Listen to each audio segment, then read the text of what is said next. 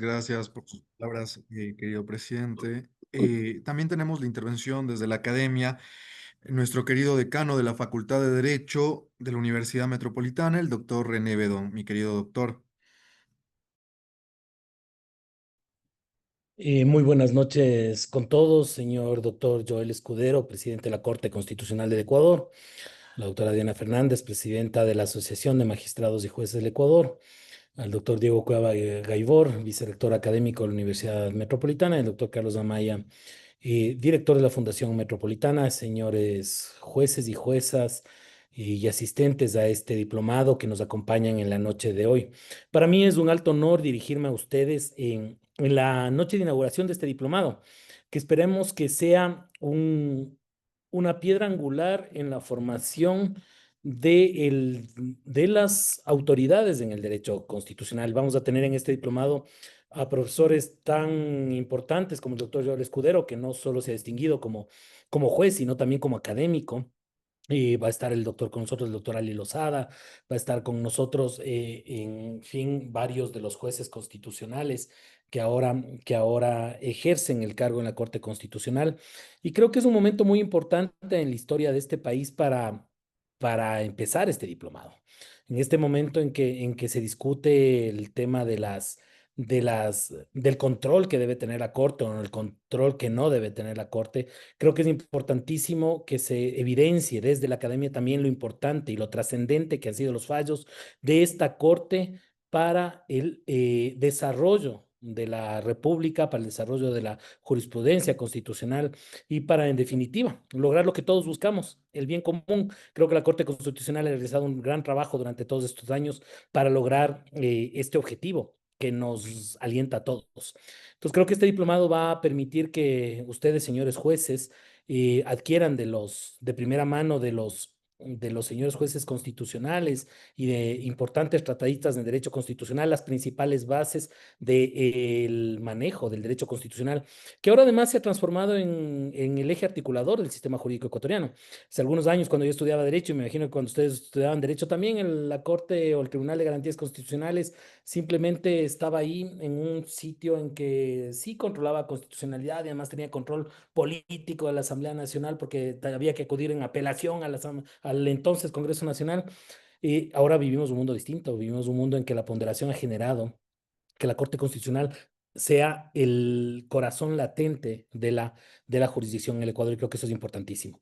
Entonces vamos a tener un diplomado en que vamos a encontrar mucho conocimiento teórico, pero también práctico, porque ustedes van a tener muchísimas aportes desde los jueces. Y además quiero reconocer a ustedes como jueces también. El sistema ecuatoriano hace que ustedes sean jueces constitucionales, también es de instancia. Y creo que ese conocimiento que ustedes han ido generando, porque les ha tocado generar en la marcha, y creo que todos hemos hecho eso. En la marcha hemos generado conocimientos del hecho que no existan jueces especializados, ha hecho que cada uno de ustedes, aunque sean jueces laborales, civiles, penales, cada uno de ustedes tengan ese conocimiento y esa experticia en el derecho constitucional como jueces constitucionales en este momento. Y creo que es importantísimo reconocer la trayectoria y los conocimientos que ustedes tienen en este momento. Por esa razón, creo que es la razón de ser de este diplomado, el tema de reconocer también sus capacidades, sus conocimientos, su trayectoria profesional, tal como lo establece el reglamento de educación, de la Ley de Educación Superior. Y entonces, en ese sentido, la Universidad Metropolitana, a través de sus autoridades competentes, he recibido la disposición de que efectivamente este proyecto que hemos emprendido en la Universidad Metropolitana ha sido aprobado ya por las autoridades competentes, en el cual vamos a tener este diplomado, y este diplomado va a permitir generar conocimientos en ustedes que nos van a permitir después salir a una maestría. Esta maestría en Derecho Constitucional que va a reconocer su trayectoria, que va a reconocer su experiencia, y que va a permitir que este diplomado nos permita tener una base sólida desde el punto de vista académico para arrancar con las materias ya de la maestría y que nos permitan lograr ese sueño que tenemos todos de lograr una maestría en Derecho Constitucional. Y entonces está programado de esa forma para que efectivamente varias de las materias de la maestría, según se me ha dispuesto, varias de las materias de las maestrías serán validadas de conformidad con la ley y el reglamento, serán validadas en virtud de su trayectoria profesional, además de este diplomado que ustedes están cursando. Creo que es importante también no solo tener experiencia y el conocimiento, sino también tener un título registrado que valide esa experiencia y ese conocimiento. Tendrán el diplomado y también la posibilidad de acceder a esta maestría en Derecho Constitucional, que creo que va a ser de muchísimo aporte, tanto para la Administración de Justicia, pues también para la academia.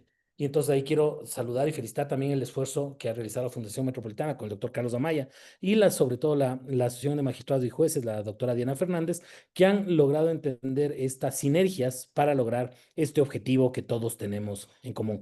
Sin más, desearles mucho éxito en este diplomado y logremos juntos el objetivo común de lograr mejores días para la administración de justicia a través de el conocimiento académico, a través de que ustedes aporten con su experiencia y construyamos juntos el conocimiento que nuestro país requiere para lograr ese bien común tan anhelado. Muchas gracias.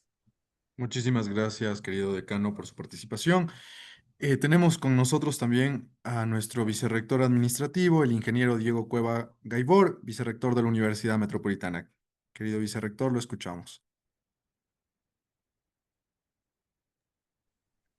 Buenas tardes a todos, un gusto saludarles de parte de la Universidad Metropolitana, de sus autoridades, del señor canciller Carlos Espinosa Cordero, del rector Alejandro Socorro, la vicerrectora académica Graciela Soria León y de todos los personeros de la institución. También saludar afectuosamente a todos los estudiantes, a todas las personas que inician hoy este diplomado, agradecer las palabras del decano, doctor René Bedón. Saludar a la doctora Diana Fernández, presidente de AIMAC Núcleo Pichincha, que es una gran aliada y con la cual pues se ha desarrollado e ideado este diplomado. También al doctor Carlos Amaya, director de Fundación Metropolitana, y por supuesto al doctor Joel Escudero, presidente de la Corte Constitucional, que va a ser uno de los docentes que inicie este diplomado, así también a los jueces y administradores de justicia que nos acompañan el día de hoy. Como vicerrector administrativo de la universidad, es un honor para mí dar el saludo en representación de las instituciones que son la Universidad Metropolitana y la Fundación Metropolitana, que se suman a a este esfuerzo por mejorar la justicia en el país, por mejorar las condiciones que imperan en el Ecuador. Este diplomado que agrupa operadores de justicia, tanto de la parte civil, penal, de la Corte Constitucional, máximo órgano de interpretación constitucional, pues es una acción bastante valedera y de la cual nos sentimos bastante orgullosos como institución, como representantes de la academia. Quiero comentarles, como les decía el decano, el doctor René Bedón, que este diplomado en Derecho Constitucional y Derecho Procesal Constitucional ha sido estructurado considerando una realidad fundamental, que ustedes son profesionales activos que no se alejan de las funciones judiciales por periodos prolongados y por tanto es intensivo y eficiente este diplomado para que ustedes puedan acceder también de forma intensiva y eficiente a la maestría en Derecho Procesal Constitucional. Esta maestría, que tiene 13 asignaturas, van a ser validadas 7 de esas 13 asignaturas, por lo cual van a tener una maestría las personas que puedan acceder a ella de 6 meses como una duración total. Esta maestría, pues evidentemente les va a dar todas las nociones que ya las tienen, pero sobre todo en el tema constitucional. Creo que el tema constitucional es una urgencia trascendental en el país, sabemos que es una urgencia nacional, existe un déficit de 753 jueces, existen tantas garantías constitucionales que no son admitidas, casi un 90%, y por eso, pues, en procesos tradicionales en los cuales los jueces se estén formando, o más bien los abogados se estén formando, estaríamos tomando 12, 24, 36 meses. En este proceso que va a ser intensivo y de gran calidad académica y solvencia académica, vamos a poder tener operadores claramente calificados en el tema constitucional. Es importante decirles que este tiempo que ustedes van a invertir va a ser plenamente validado por la institución. Sabemos que se va a reconocer su tiempo, pues ustedes tienen conocimientos de argumentación jurídica, garantías jurisdiccionales, interpretación constitucional, metodología jurídica, entre otras, por lo cual es plenamente y sobre todo es legal esta validación y es totalmente efectiva para que ustedes puedan tomar este diplomado y posteriormente esta maestría de manera adecuada. Quisiera también, pues, agradecer nuevamente esta alianza que tenemos con AEMAG, que ha permitido, pues, crear este programa que está planteado y que está, sobre todo, validado por el reglamento de régimen académico, que es la normativa que avala todos los programas de cuarto nivel y también las carreras de tercer nivel. Y sobre todo, pues, darles esta bienvenida a este programa que va a contribuir a la transformación del sistema judicial ecuatoriano. Simplemente agradecerles también por esta deferencia y por esta confianza que ustedes han depositado en la Universidad Metropolitana y en la EMAC. Y creo que es hora pues de iniciar este diplomado ya después de las alocuciones que hemos tenido varios de los intervinientes y desearles éxitos en esta jornada académica y cuenten plenamente con el respaldo de la Universidad Metropolitana. Muchísimas gracias. Muchísimas gracias, queridísimo vicerrector, por sus palabras. De esta manera damos inaugurado este importantísimo diplomado en Derecho Constitucional y Derecho Procesal Constitucional. Qué importante va a ser recibirles dentro de las aulas de la Universidad Metropolitana en nuestra maestría en Derecho Procesal Constitucional. A nombre de la Universidad Metropolitana, la Fundación Metropolitana y la AEMAG, agradecemos por su acompañamiento y por todos quienes se encuentran inscritos. Les deseamos muchos éxitos en esta nueva etapa de formación académica a cada uno de ustedes. De esta manera le damos paso al doctor Joel Escudero, presidente de la Corte Constitucional del Ecuador. Muchas gracias y en verdad felicitaciones a la universidad, a la Asociación de Magistrados y Jueces de Ecuador, Núcleo Pichincha, y a todos quienes nos hemos convocado a este proceso de formación. Yo realmente había preparado una charla, digamos, con efecto de tratar de discutir algunos temas nucleares para el tratamiento de la motivación, que es lo que me habían encargado para poder desarrollar esta conversación de la noche de hoy. Quisiera empezar con algunos aspectos ahora que entiendo un poco más la magnitud del proceso, para que podamos centrar los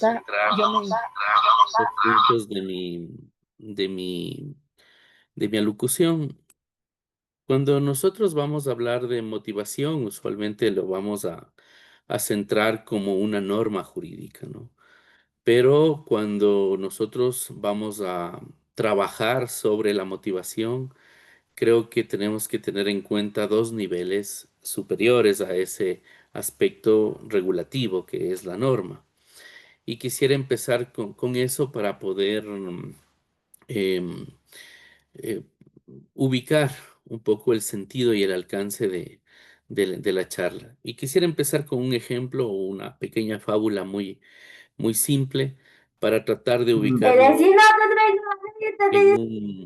en un nivel, vamos a imaginarnos como una especie de pirámide invertida, digamos, ¿no? Para trabajar sobre la idea de la motivación. La primera que sería esta idea sobre la filosofía o el qué es el hecho de argumentar, el hecho de motivar, qué significa este, este presupuesto y está ligado, no me voy a detener mucho, solamente es una cuestión figurativa, es una cuestión relativa al lenguaje, ¿no? Y a la forma en la que los seres humanos nos comunicamos. Y esta estructura es una estructura ligada al pensamiento.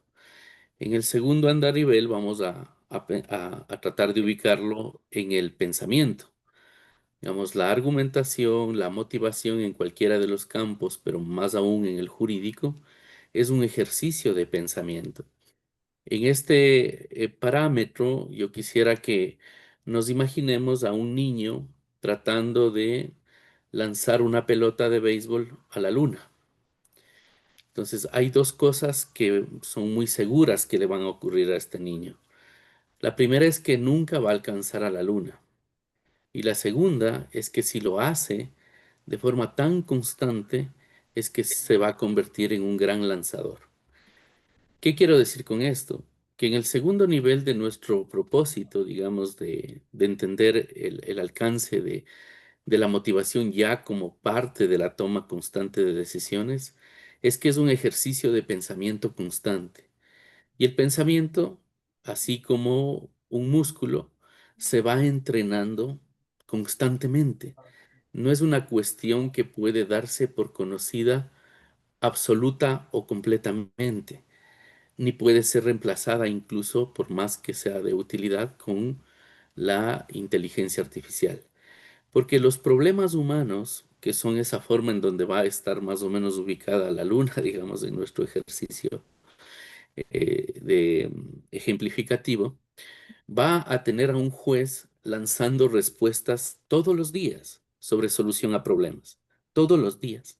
Pero si este juez es consciente de que ese es un ejercicio constante de refinamiento de pensamiento, todos los días va a convertirse en un gran decidor. Y lo que hace, digamos, luego el tercer nivel, que sería donde está la punta, que sería ya el derecho, y todos sabemos que el derecho es un discurso práctico.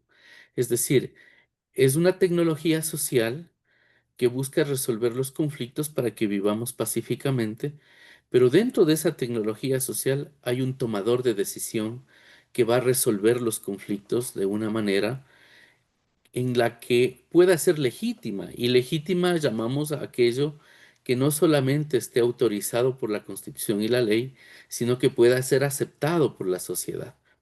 Y entonces en esa mitad, digamos, en esa practicidad, están todos ustedes, digamos, o estamos todos nosotros que compartimos esa forma de ver la relación de la institucionalidad con la sociedad.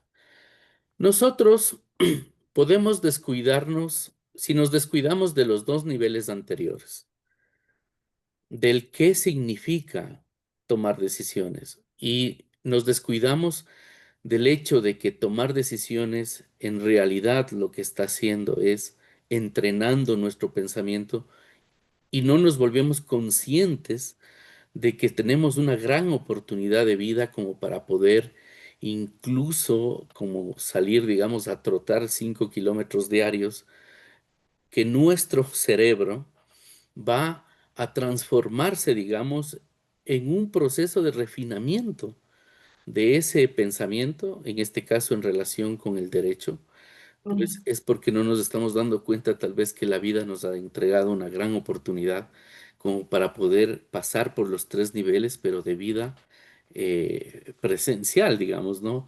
A veces a los investigadores lo que nos pasa es que nos toca observar eso como parte de estudios que se hacen para poder dar respuestas, ¿no? ¿Qué hacen los jueces? ¿Cómo funciona el derecho?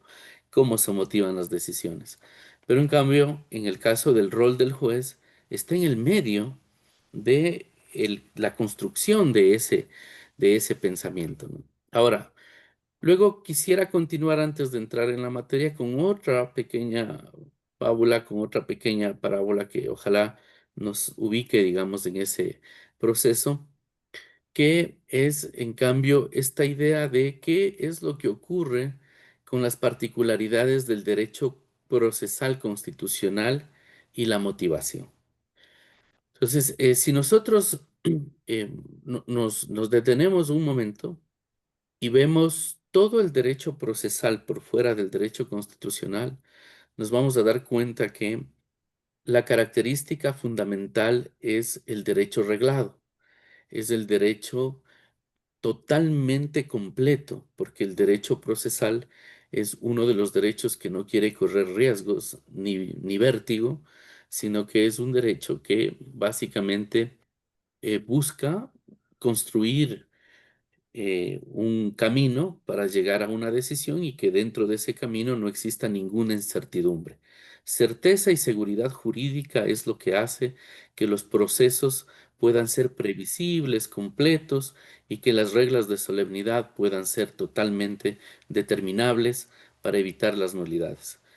Si nosotros vemos ese derecho, podríamos decirlo que el formalismo es muy útil en la medida que busca que los procesos lleguen a su fin, ¿no? Y es una escuela, digamos, y es una forma de vida de los jueces, del derecho procesal, porque es y tiene mucho sentido que funcione así en una sociedad. Pero si nosotros vemos el derecho procesal constitucional, tiene todas las características que son contrarias a lo que acabo de decir, ¿no? Es un derecho informal, digamos, rompe con toda la formalidad, ¿no? Es un derecho que está abocado a no ser completo, sino que constantemente puede tener vacíos, por lo que es sencillo. La Me está sencillez llamando. Ya le dije trata que va de bajando. resolver, digamos, los problemas relacionados con la magnitud del objeto jurídico que busca concretizar, que es la Constitución. ¿Por qué ocurre esta diferencia? ¿No? Porque en el derecho procesal, usualmente, si usted tiene una norma sustantiva, civil, penal, la que quiera, luego es posible construir un trámite para que ese proceso sustantivo pueda tener un mecanismo decisional. ¿Y qué pasa con el derecho constitucional? La Constitución, en cambio, es una norma abierta, es una norma de la totalidad del Estado, de su organización, de su funcionamiento, de la relación con la política, de la sociedad, y básicamente es la norma fundamental. Entonces es imposible tratar de ponerle una camisa de fuerza en un derecho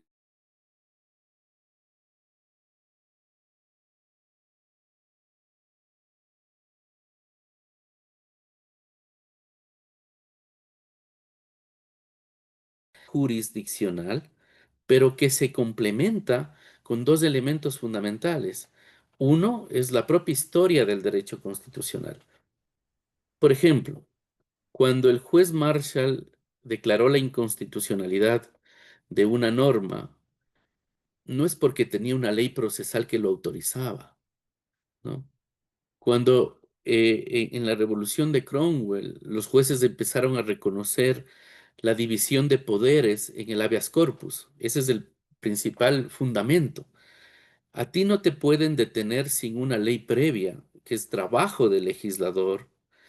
Tampoco te pueden detener si un juez no lo autoriza, que es trabajo del juez, y si es que el gobierno no te trata con dignidad, que es el poder ejecutivo en la detención. Entonces le dice, la dignidad humana divide el poder, y ese es el sentido del habeas corpus, ¿no? No es porque una ley procesal lo decía, sino porque un juez en Nueva York, en el caso Riven versus Whedon, reconoció algo en medio de la guerra. Decía, no se le puede juzgar a quien ha traído mercancías del Estado enemigo, como es el señor Triven que traía mercancías de Inglaterra hacia Estados Unidos, sin que cuente con un debido proceso y sin que cuente con una división de poderes en ese debido proceso. Entonces, ¿qué es lo que ha hecho el derecho constitucional en la historia? Ha venido reaccionando de forma interpretativa con una constitución abierta mediante mecanismos sustantivos y procesales en sus precedentes jurisprudenciales. Esto es una cosa que es como la cédula de identidad del derecho procesal constitucional. Y lo mismo pasa luego con el control constitucional y con su evolución histórica y demás. Entonces, si nosotros vemos los dos modelos, voy a recordar, digamos, una historia japonesa que decía algo así, ¿no? Alguien que venía de un culto, digamos, de una escuela, hacia tratar de comprender el Zen, que era otra escuela. Entonces, digamos que quien venía del Yin, que era una escuela de pensamiento, digamos, un procesalista muy formalista, el experto en los juicios de trámite, una verdadera autoridad en eso, Él se para frente a la escuela del Yang, del Zen, y dice, quiero entrar a esta escuela. Y el maestro que le recibe le dice, mira, te quiero invitar a una taza de té, ¿no? Y le invita a sentarse. Y un momento le empieza a vertir el té sobre la tacita y ya se llena y no para de vertirle el té. Y luego se rebosa el té y empieza a regarse. Y el otro le dice, detente, ya mi taza está llena. No, le dice, yo te quiero explicar algo. Tú vienes tan rebosado de conocimientos como esta taza. Eres realmente un maestro de esos conocimientos. Pero para entrar a esta escuela, si tú no eres capaz de vaciar esa taza, no vas a poder comprender lo que esta escuela te ofrece. No se pueden confundir las dos cosas.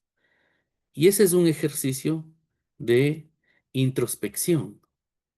Y yo entiendo que muchos jueces y todos los jueces tienen que vivir ese doble mundo, porque cotidianamente son los más expertos, como puedo ver muchas caras conocidas de muchos amigos que sé que se han formado muchísimo en su profesión y lo hacen responsablemente y son los mejores. Pero lo que buscaba este ejercicio era demostrar que, por ejemplo, en el caso del derecho constitucional, la informalidad, las reglas de proacción, la inversión de la carga de la prueba, los vacíos procesales que nos pueden causar vértigo, son la cotidianidad de la toma de decisiones de los procesos rápidos, sencillos y eficaces, lo que no ocurre en el otro derecho procesal. Entonces, entiendo que puede ser difícil vivir así. Con esos dos elementos que quisiera que nos aboquemos a la conversación que viene sobre el tema de la motivación, para que podamos entender que muchas veces lo que corresponde usualmente a la jurisdicción es tomar decisiones que puedan ser razonables, que estén justificadas y que de alguna manera también puedan resolver muchas veces los problemas cotidianos que se les presenta usualmente en la rama del derecho procesal constitucional. Entonces, ¿cuál es el objetivo donde debe apuntar si nosotros nos imaginamos una especie de tiro al blanco? Y perdón que utilice estos ejemplos tan vulgares, pero me ayudan mucho a mí mismo a tratar de esclarecer las ideas. Es que lo que busca el derecho constitucional es la relación directa entre cualquier acto o omisión con un derecho constitucional. Si no hay esa relación directa, no es posible configurar que la respuesta se pueda dar dentro del escenario procesal constitucional. Cualquier relación indirecta, que es todas las relaciones del Estado constitucional, tienen relaciones con la Constitución. Es obvio que sea así, porque la Constitución es la totalidad del sistema. Y claro, una ley que ordena el servicio público, claro que es una ley constitucional, pero si esa ley resuelve los conflictos entre servidores públicos, la relación con los derechos es indirecta, porque ya hay una regulación de intermediación. Lo mismo pasa con el Código del Trabajo, con el derecho de propiedad y las cuestiones civiles, con el matrimonio y todo lo que ustedes puedan imaginarse que se encuentra regulado. Es constitucional, pero no hay relación directa para que una garantía opere de manera rápida, informal y directa, obviando las otras condiciones cotidianas del derecho procesal, que son mucho más formales y que requieren aquello porque las condiciones de prueba, de debate, de inmediación tienen que tomar su tiempo.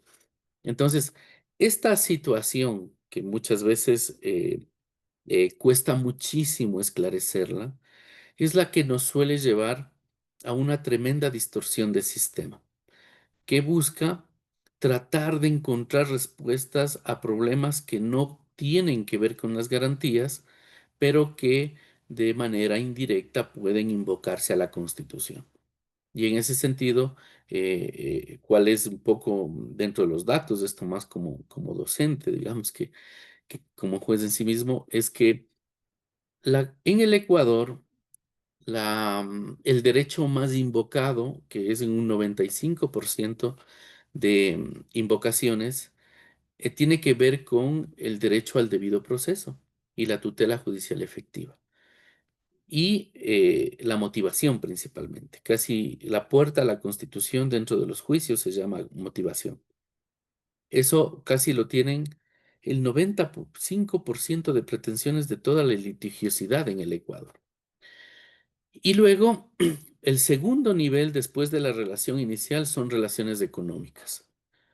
Es decir, derecho constitucional económico que es traducido más o menos a servidores públicos, derecho al trabajo, temas relacionados con seguridad social, temas relacionados con lo que más común es despidos intempestivos y cuestiones relativas, eso en materia laboral, en materia de servicio público, desvinculaciones, contratos públicos y una cantidad de cosas relacionadas hasta llegar luego a coactivas, a temas que cada vez se van alejando más del núcleo de la garantía. ¿Por qué ocurre esto?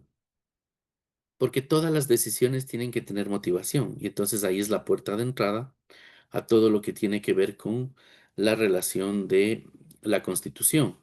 Y en ese sentido, pues, toma una centralidad.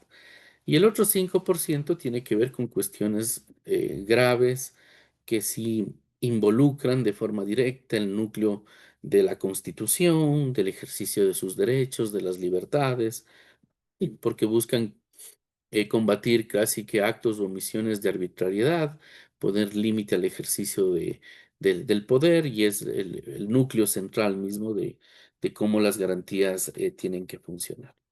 Pero en todo caso, ahí tenemos esta posibilidad de que cómo caracterizamos el derecho que estamos ahora mismo tratando de conversar es este derecho procesal constitucional.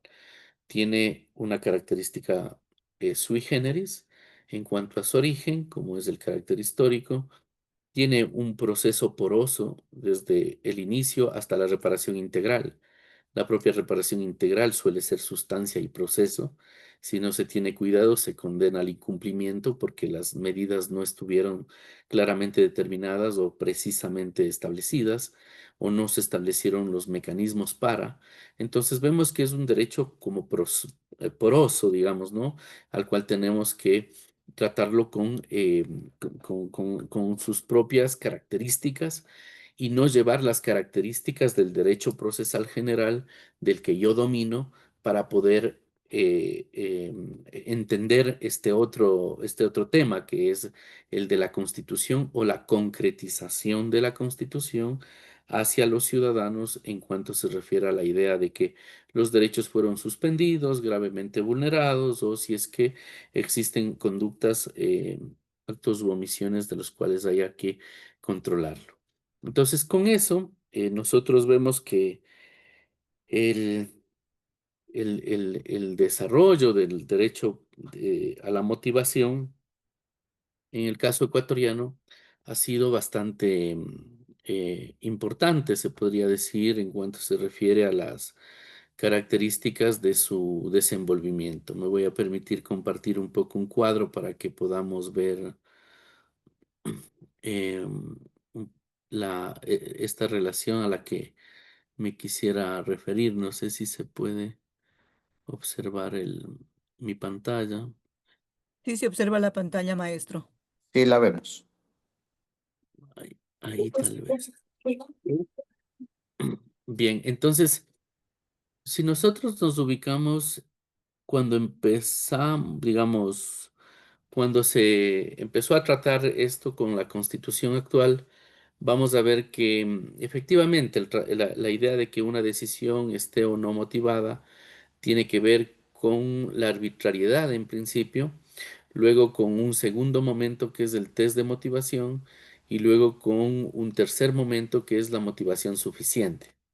Entonces, lo que indica, digamos, este cuadro es un poco el resumen de cómo se dio el debate en el Ecuador y cómo se fueron cambiando los esquemas y por qué, digamos, ¿no? Entonces, si nosotros vemos en el lado izquierdo, vamos a ver que en el año 2009 ¿no es cierto?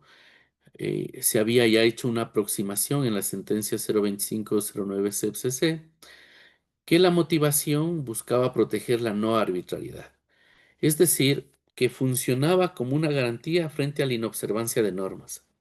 Digamos, era un test de arbitrariedad pura.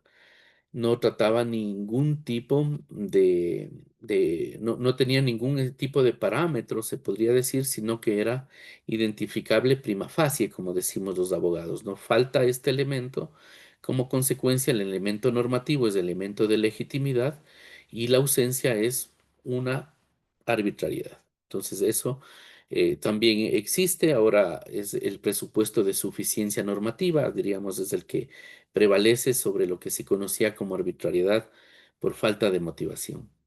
Luego tenemos una sentencia que es la 22-2010 FCC, que habla acerca de una relación en donde la Corte empieza a decir que a los jueces hay que exigirles coherencia dentro de sus decisiones, ¿no? Todos sabemos cómo está compuesta una sentencia con un conjunto de considerandos.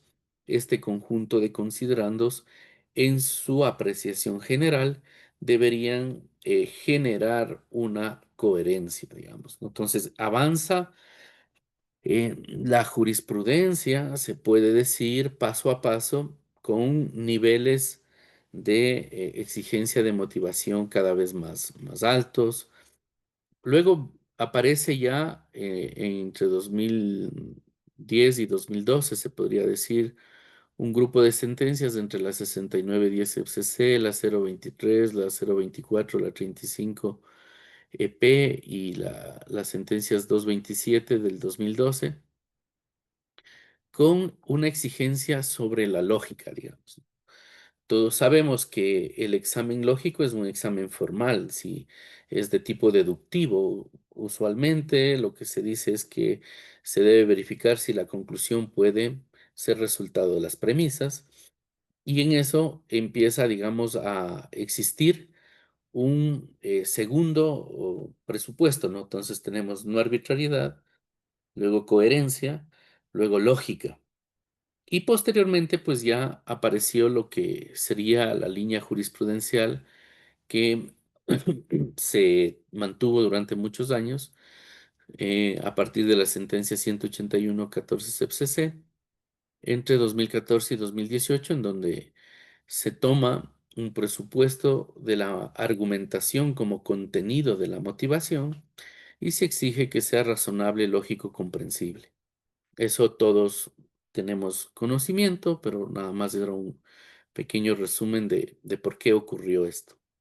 Ahora bien, estos presupuestos daban, si bien, digamos, ¿no? Era buscar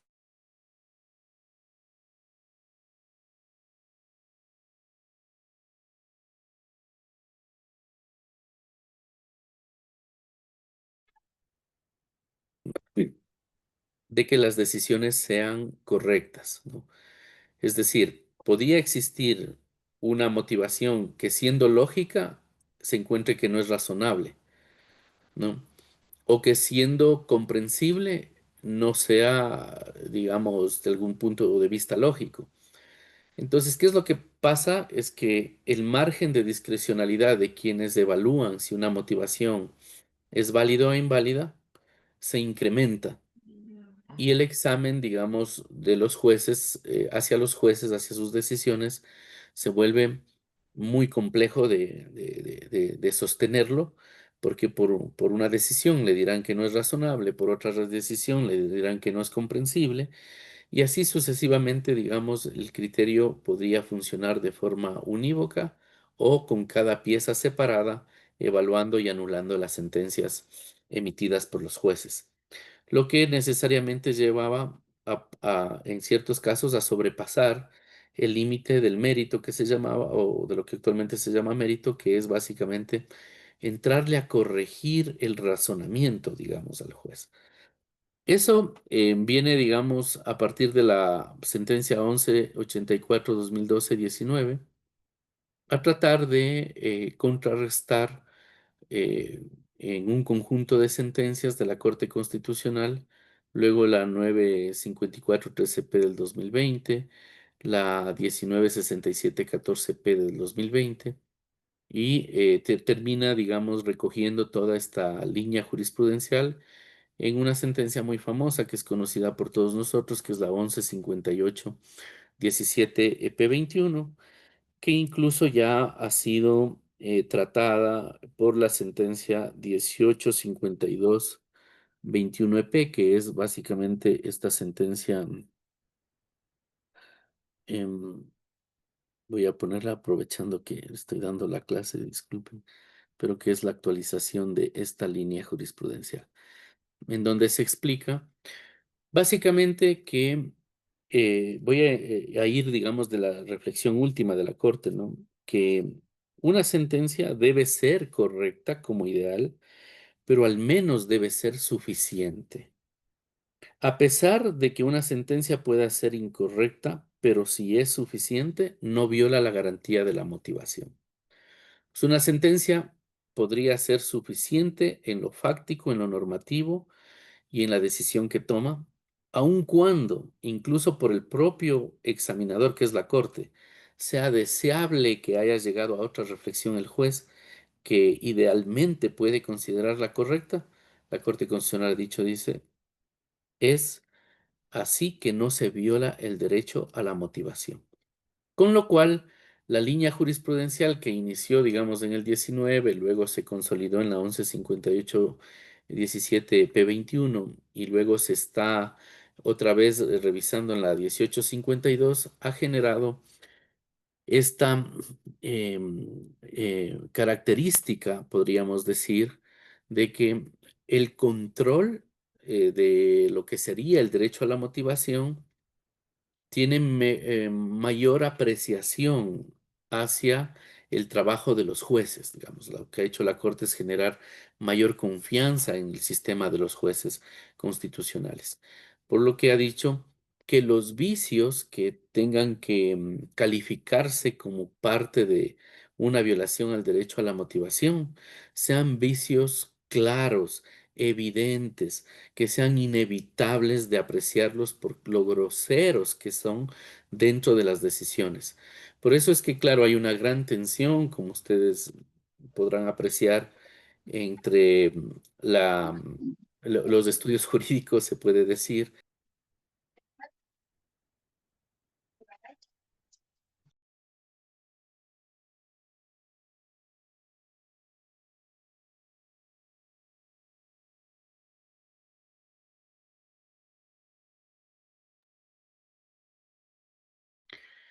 Disculpen, el anfitrión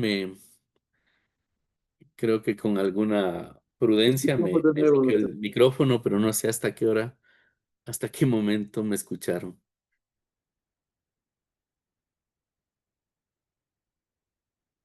No sé si Hasta que los vicios deben ser claros y evidentes. perfecto, entonces vamos a los vicios. Entonces, igual, los vicios en una decisión, digamos, en un trabajo humano pueden ocurrir. Todos sabemos que podemos cometer errores. Pero lo que hace la Corte es diferenciar si es que esos vicios son determinantes para la decisión o son vicios que de alguna manera podrían considerarse incluso subsanables. En eso, ustedes conocen que muchas veces se busca engrandecer tal vez el vicio para poder presentarlo como una cuestión de constitucionalidad, pero claro, lo que hace la Corte también es trabajar en función del núcleo de los derechos, no de forma exhaustiva, ¿no? Lo que también cambia la forma de razonamiento del derecho que no es el derecho constitucional. Por ejemplo, cuando yo me aboco a resolver un caso de cualquier tipo, penal, civil, siempre pienso en que la prueba debe ser exhaustiva para que satisfaga la regla. Es un razonamiento exhaustivo. Y en cuanto no pueda ser exhaustivo, yo no puedo tener claridad para poder decidir. En el derecho constitucional ocurre todo lo contrario. Dice, tiene que ser de tal magnitud la conducta que rompa el núcleo esencial del derecho, el mínimo protegible.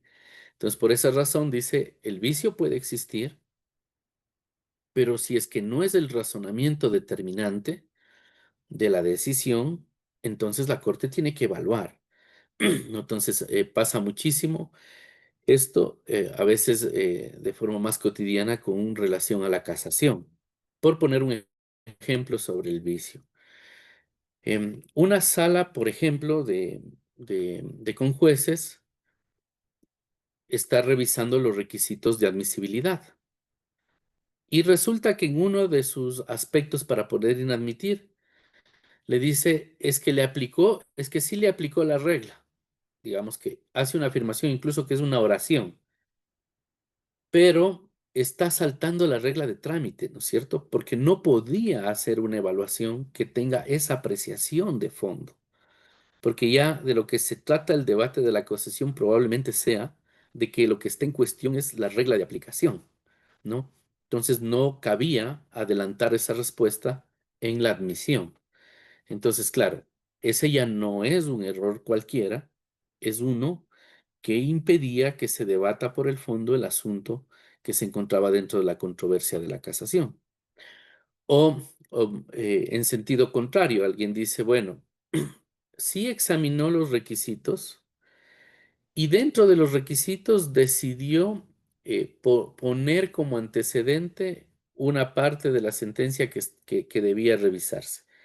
Claro, entonces lo que dice la Corte es, bueno, el hecho de que haya puesto ese antecedente, del cual no se desprende ninguna decisión, sino que lo puso ahí, tal vez por alguna referencia, no hace que el vicio en cuanto a la admisibilidad de la casación sea central, sea relevante como para poder invalidar la decisión. Porque claro, hay un margen de apreciación sobre el Poder Judicial que la Corte Constitucional tiene que respetar y tiene que saber que puede entrar no frente a cualquier vicio, sino frente a cuestiones que puedan afectar gravemente el ejercicio del derecho a la motivación, que en este caso es un contenido del derecho a la defensa. Y en ese sentido es como se plantea, digamos, en sentido general esta discusión. Ahora bien, para continuar con lo que estábamos hablando, que este sería un poco la síntesis de cómo ha ido ocurriendo el derecho a la motivación dentro de la garantía que estamos tratando.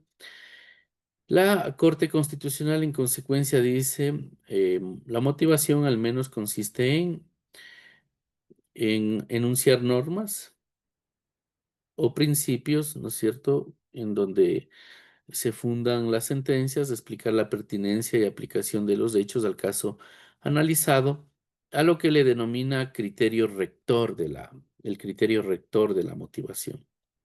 Luego habla efectivamente de que ciertos argumentos deben contar con una tesis, una base fáctica, una justificación jurídica, y que en el caso de la Corte Constitucional nada más, ¿no? Un cambio de línea, digamos, en el caso de la Corte que cambió la línea jurisprudencial de esta parte que está acá en la izquierda a estos razonamientos de acá de la derecha, el cambio de línea del test de motivación a la motivación fáctica, normativa y fáctica suficiente, estableció que la forma como se debe examinar la constitucionalidad de una decisión por este derecho sea frente a la inexistencia de motivación, sea fáctica o jurídica, a la insuficiencia, que son los vicios, a la apariencia, a la incoherencia, a la inatinencia, a la incongruencia y a la comprensibilidad. Entonces, efectivamente, em, la, la, la motivación en este sentido, vamos a tratar de dividirla en dos partes. Una es la motivación como deber judicial, en donde se haría, digamos, un presupuesto de los elementos mínimos, digamos, ¿no? Como la suficiencia y de evitar los vicios. Eso como deber judicial. Y luego como exigencia hacia los proponentes. Entonces la Corte ha dicho, bueno, yo entiendo la relación de los peticionarios, de los demandantes, como una relación de grado. no puedo aplicarles el mismo estándar a todos los peticionarios. Entonces dice, cuando los peticionarios son ciudadanos, es natural que opere ciertos principios de corrección y mayor tolerancia a ese tipo de peticiones. Pero cuando los actores, los demandantes, son profesionales, les tengo que exigir al menos algún tipo de claridad sobre sus pretensiones, ¿no? Entonces, en ese sentido, y para efectos de lo que ha hecho, digamos, con esta sentencia, la 1967-14P, que es básicamente lo que debería tener, digamos, este elemento mínimo de la exigencia de una motivación. Dice, bueno, ¿cómo debe formularse un argumento? Dice, un argumento debería tener una tesis o conclusión del derecho vulnerado. Entonces dice, deme una aserción, una afirmación de que el derecho ha sido vulnerado. Luego dice una base fáctica, un acto o omisión de autoridad judicial. Este es el caso de la EP, pero creo que sirve también, cuya consecuencia haya sido la violación de un derecho. Que se identifique, ¿no? Si fue porque hicieron algo o porque dejaron de hacer algo. Por lo menos deme el elemento mínimo de la conducta. Y luego una justificación que demuestre la relación entre lo uno y lo otro, como para poder considerar que ese es un cargo completo.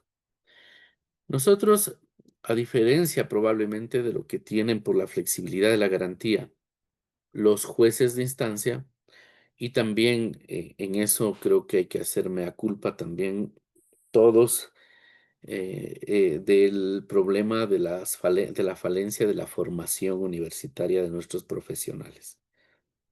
No, hay una dificultad enorme. Yo en realidad quisiera que seamos como el niño que lanza la piedra a la luna, digamos, en esto. O sea, que no dejemos de entrenar el estudio porque es súper complejo. En las peticiones que se revisan, es muy difícil encontrar cargos. Es muy difícil encontrar lingüísticamente cargos completos.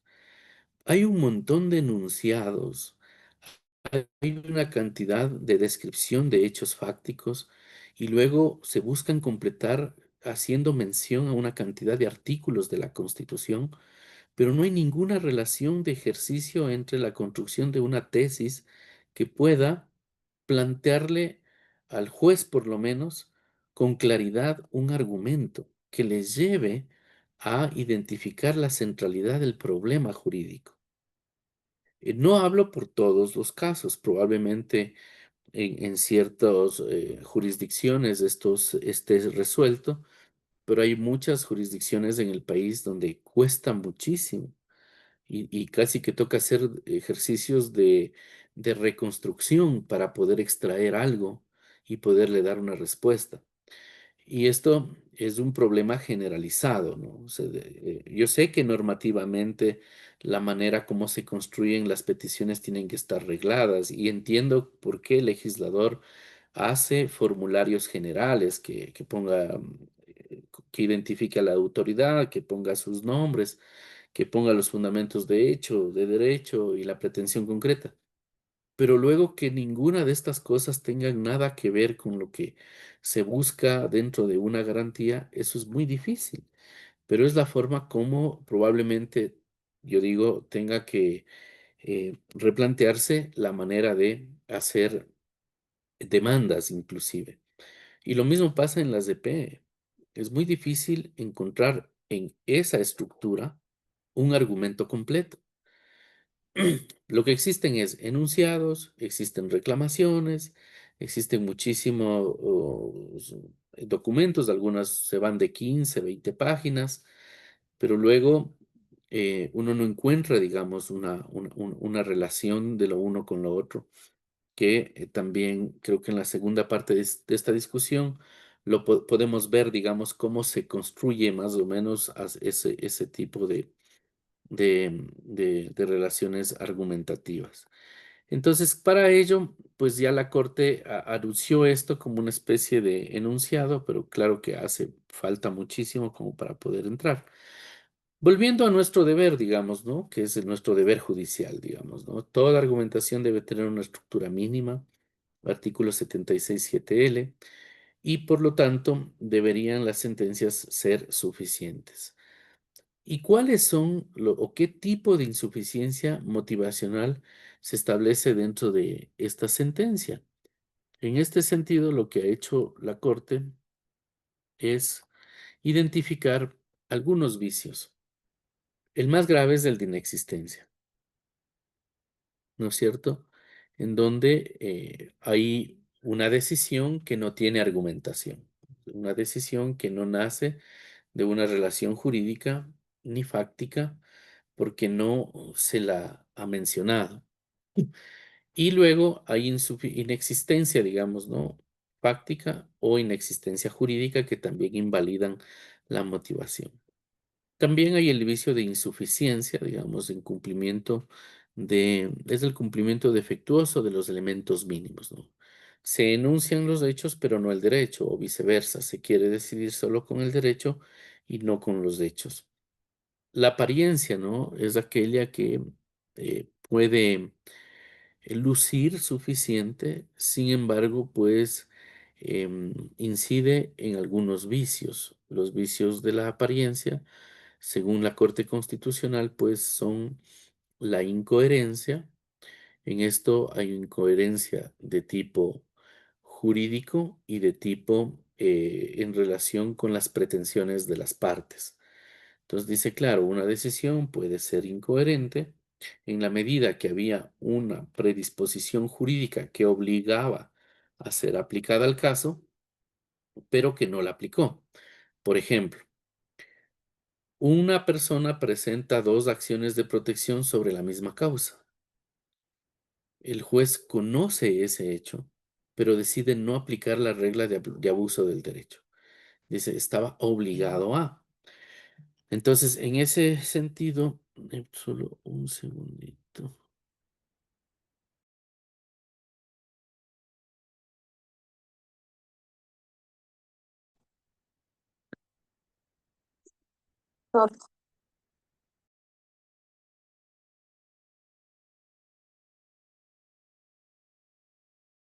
El micrófono.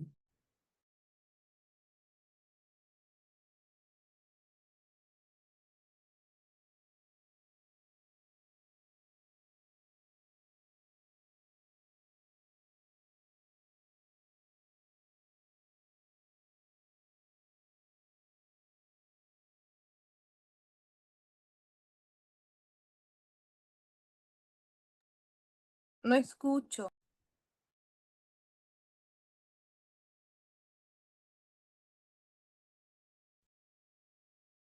El micrófono, doctor.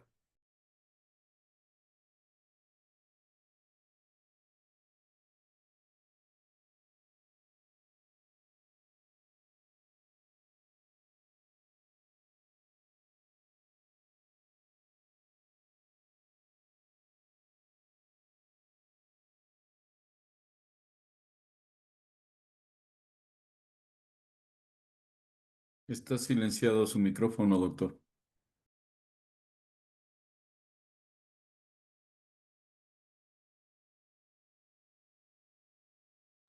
Ah, ya. Muchas gracias. Sí, es que no tengo yo control del micrófono y cuando se cierra no lo puedo activar, pero les agradezco mucho por estar pendientes. Entonces, para continuar con los vicios nada más y poder seguir. Entonces, hablábamos de la incoherencia que es de tipo jurídica y en relación a las partes que ya habíamos dicho. La inatinencia, digamos, razones que no tienen que ver con el punto central de la discusión. Igual la incongruencia, digamos, que no se ha contestado a las partes o al derecho. Ah, perdón, yo tuve una confusión, perdón. Di el contenido de incongruencia e incoherencia. Mil disculpas. Voy a volver a repetir para poder, esclarecer. La incoherencia existe. cuando existe contradicción de las premisas con la conclusión. Es un juicio de lógica. La incoherencia es interna de la decisión. O sea, hay inconsistencias.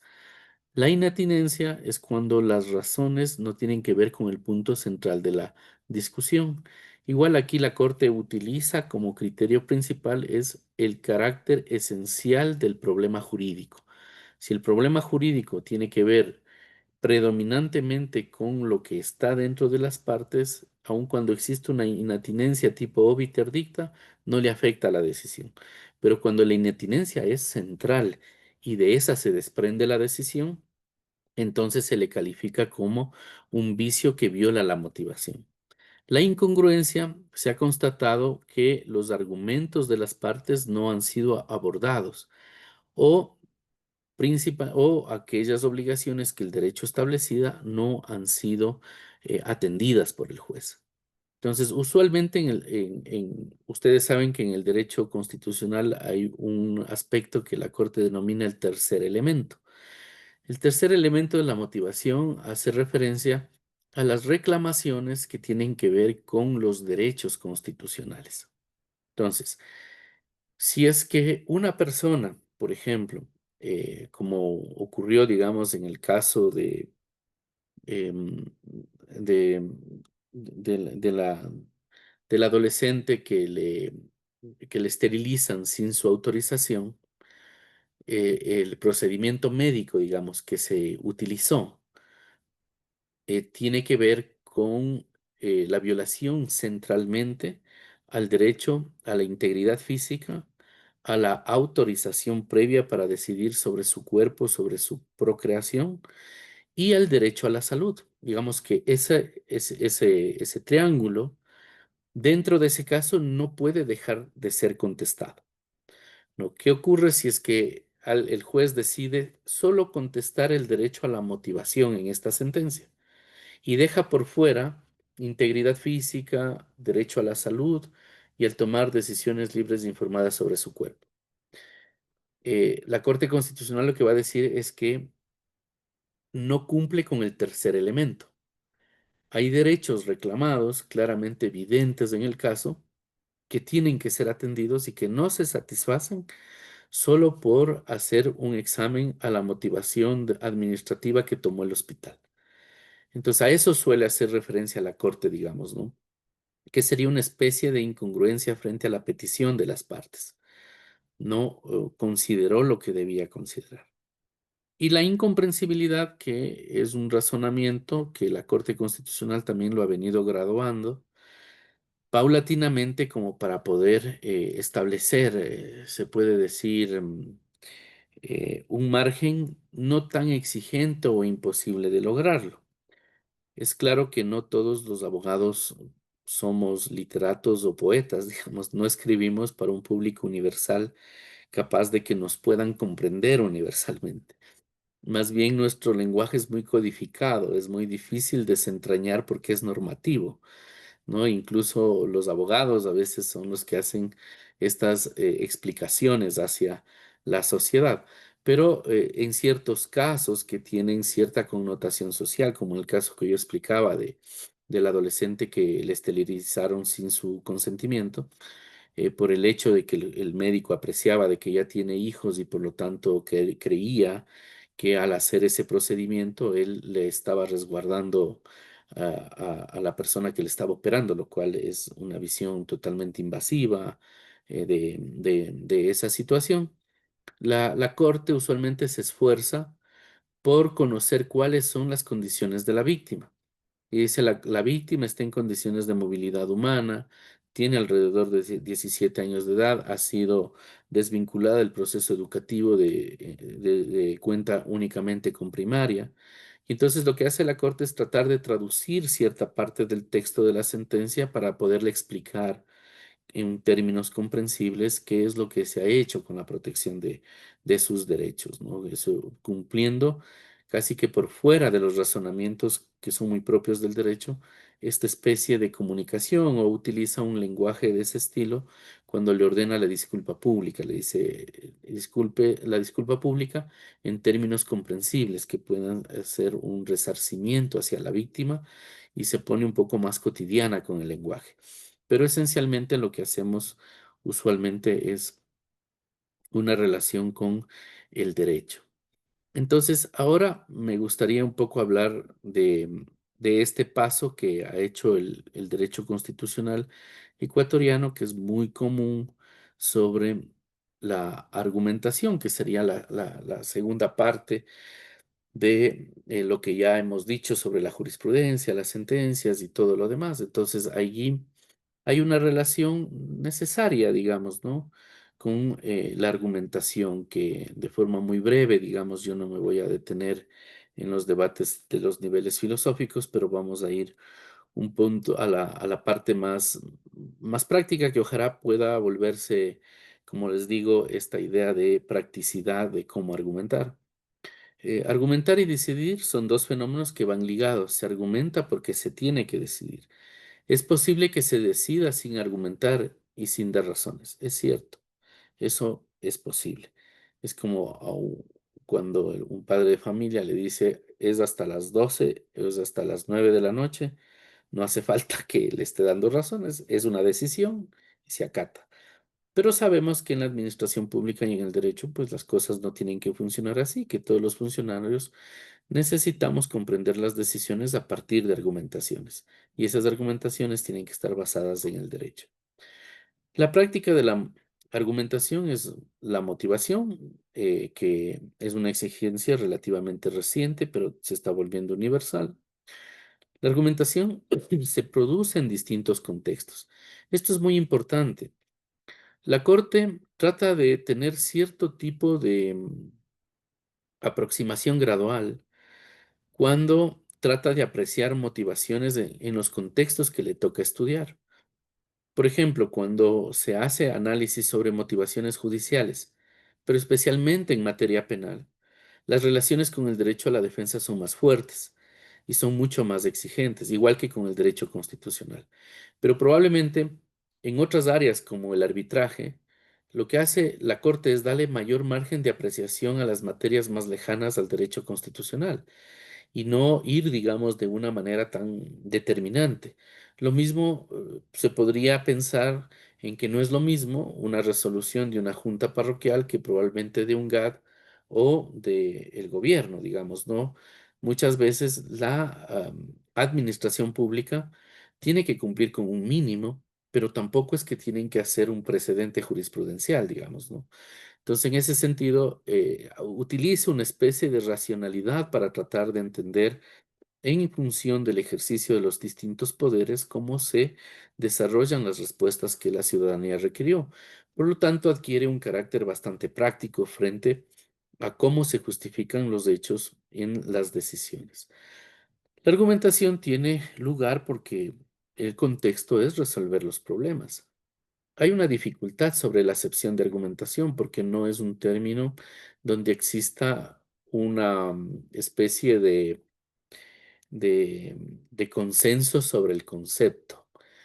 Por lo tanto, se considera como un concepto jurídico indeterminado, que es una de las cosas más familiares para los jueces, para los abogados que estamos abocados a este conocimiento del derecho, ¿no?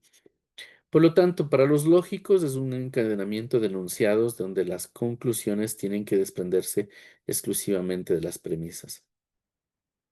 En cambio, para quienes entienden la argumentación como un sentido material, lo van a entender como una actividad de descubrimiento de las premisas para descubrir la verdad o la justicia, o poder resolver de manera al menos menos inmoral o menos justa, digamos, ¿no? Entonces es un proceso más de fondo, es un proceso material. Para la retórica es un mecanismo, es una técnica de persuasión a través de la forma de comunicación o la oratoria o la manera como se expresan los propios textos que buscan convencer. Sin embargo, se podrían identificar cuatro elementos fundamentales que van a estar constantemente más allá de las posiciones o concepciones que se puedan tener al respecto. Que argumentar es una acción relativa al lenguaje, presupone siempre un problema. Nosotros, como seres humanos, nos comunicamos, se puede decir, de manera cotidiana a través de nuestro lenguaje comunicativo. Dentro de ese espacio podemos tener algunos momentos en donde sea necesario argumentar. No siempre nos comunicamos argumentando. ¿No? Ahora mismo yo estoy dando una explicación, no estoy tratando de convencerle a nadie sobre una tesis u otra. ¿No? Siempre que yo quiera resolver un problema para persuadir sobre una tesis, ahí estoy argumentando. ¿Y qué es lo que busco?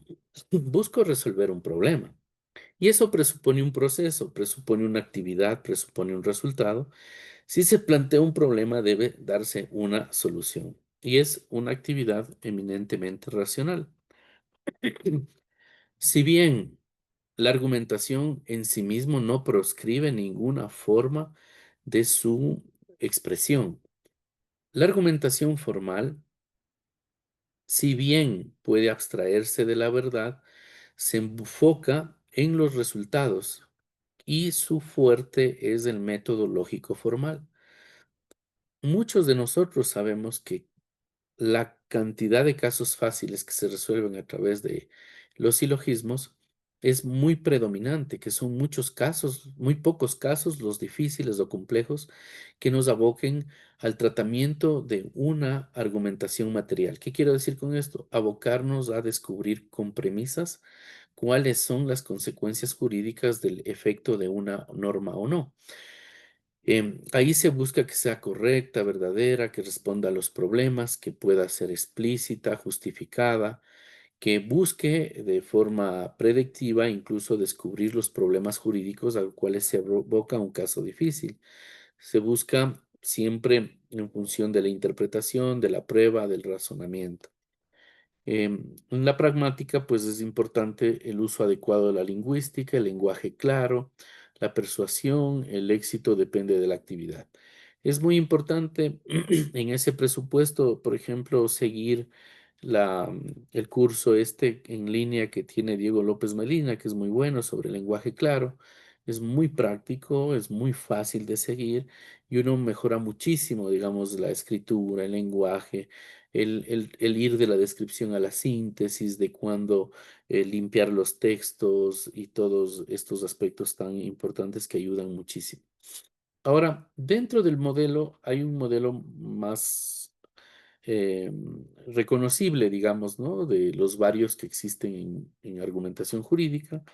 Y, por ejemplo, el de Toulmin, que tiene unos pasos bastante interesantes, como la pretensión, las razones, el calificador modal, las excepciones, la conclusión.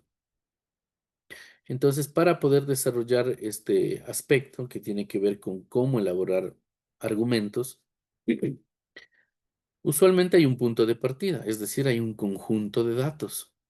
Los datos tienen que inferir una conclusión, ¿no?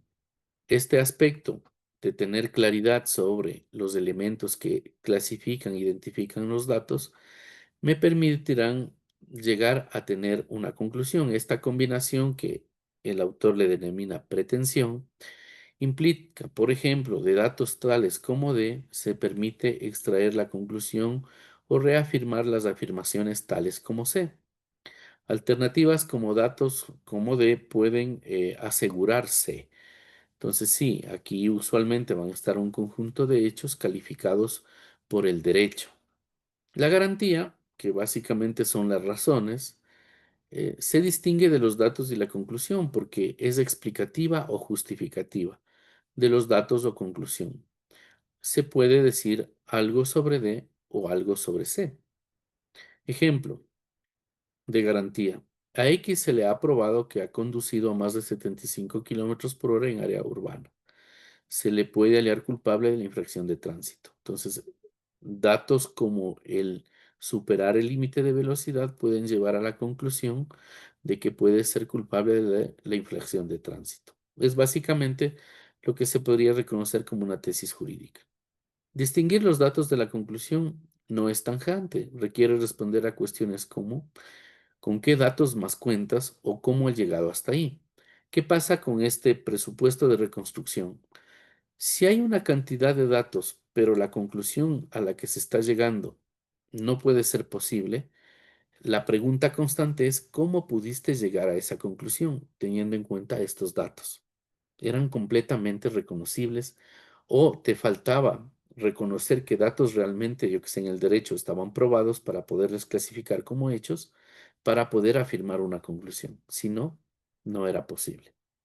Luego siempre dice el calificador modal, significa esta posibilidad que tiene el derecho, es decir, a menos que ocurra otra condición, la conclusión sería diferente.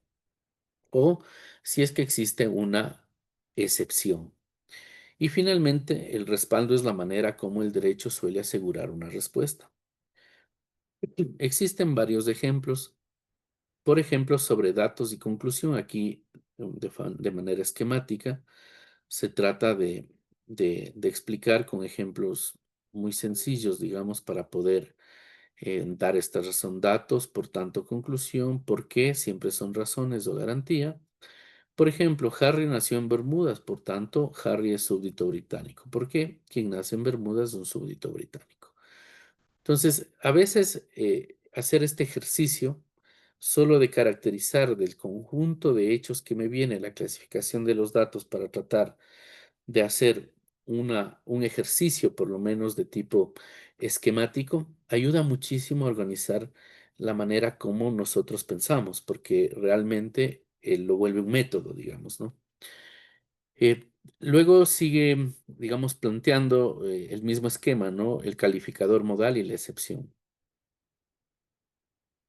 Por ejemplo, Harry nació en Bermuda, por tanto, presumiblemente, Harry es súbdito británico. Aquí hay dos razones contrapuestas.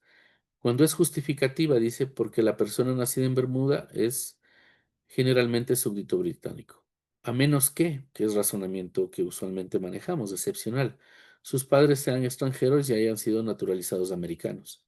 Por lo tanto, no será súbdito británico.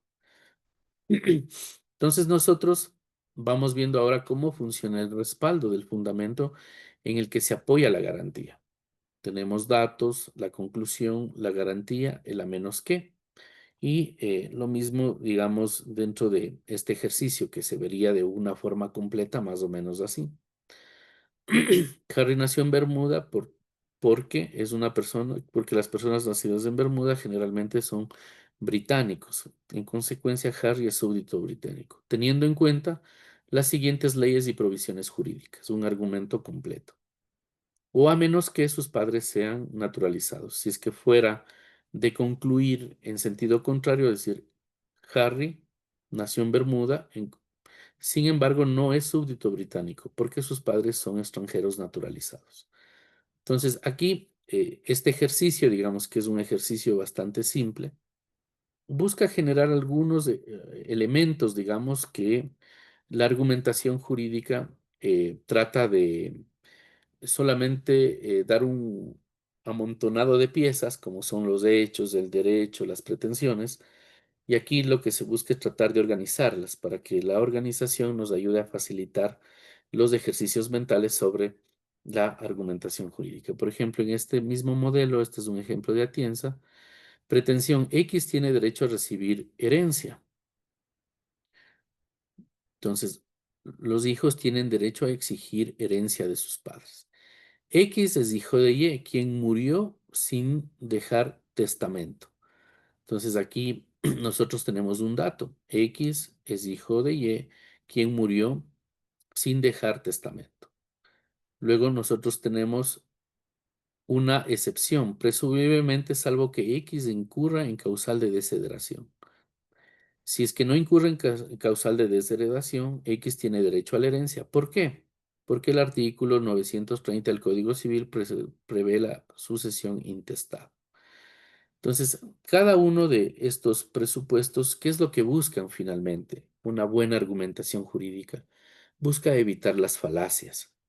O en el campo de nuestro, como ya hemos analizado, los vicios de la argumentación. Tenemos un conjunto de falacias que son de tipo formal o que se les denomina de medio término.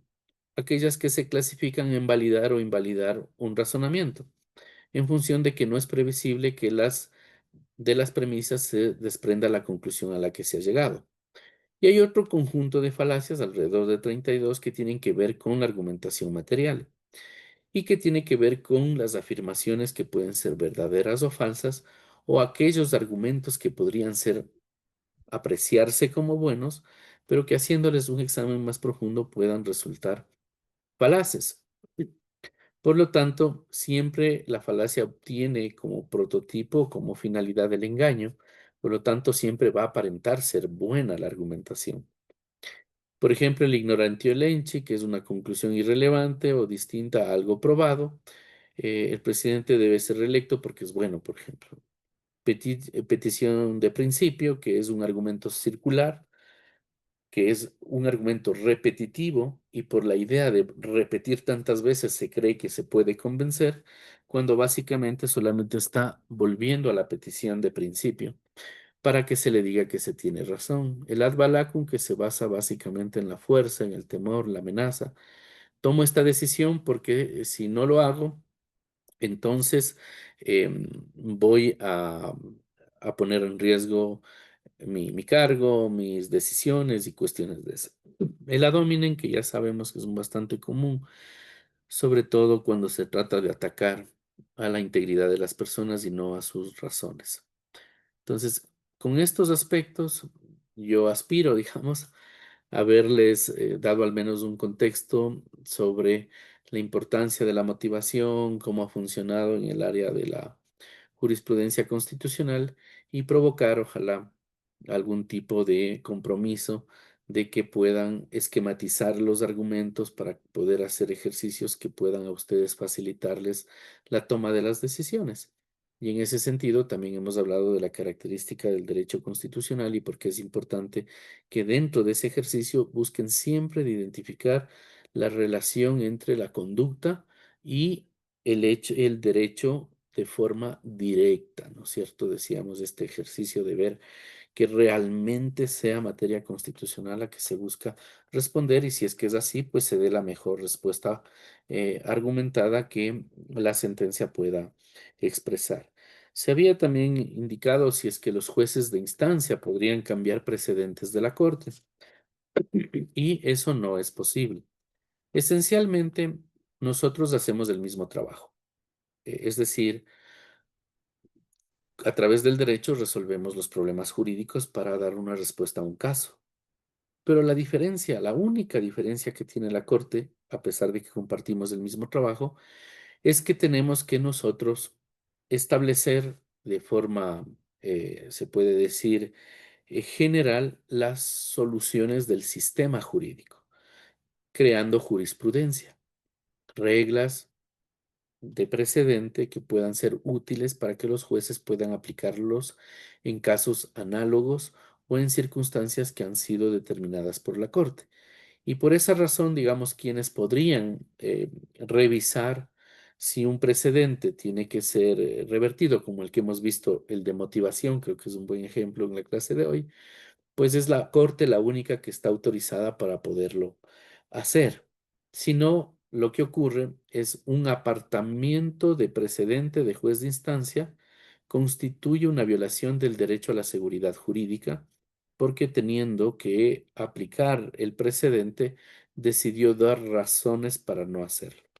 Entonces, con eso yo terminaría mi intervención, agradeciéndoles muchísimo por haberme escuchado durante este tiempo y agradecerle a Diana, a la universidad, a todos ustedes que se han convocado esta noche para poder compartir esta pequeña conversación sobre la motivación. Entonces, de mi parte sería despedirme, desearles muchísimos éxitos. Eh, Me encantaría conocerles a todos, pero no es posible, pero en todo caso, sigan ejerciendo su función con compromiso. Recuerden que la independencia judicial es un derecho humano. las personas creen en los jueces y los jueces que tienen las condiciones de poderles hablar directamente con sus sentencias son ustedes. Vivimos un momento muy difícil, pero tenemos que estar al frente de esta situación porque también como función judicial, como un equipo total, digamos, de la Administración de Justicia, estamos aquí presentes para decirles que hay esperanza y la justicia tiene que hacerse cargo de lo que le corresponde, pero tampoco es posible acabar con la independencia de un solo golpe. Entonces, en ese sentido, confíen en ustedes, en su trabajo, son extraordinarios profesionales y sigan adelante. Ese sería de mi parte y yo estoy muy, muy agradecido por darme este espacio. Gracias, doctor. Muchas gracias. Gracias, doctor. Gracias. Una buena noche. Buenas noches. Muchas bendiciones. Gracias, buenas noches. Gracias.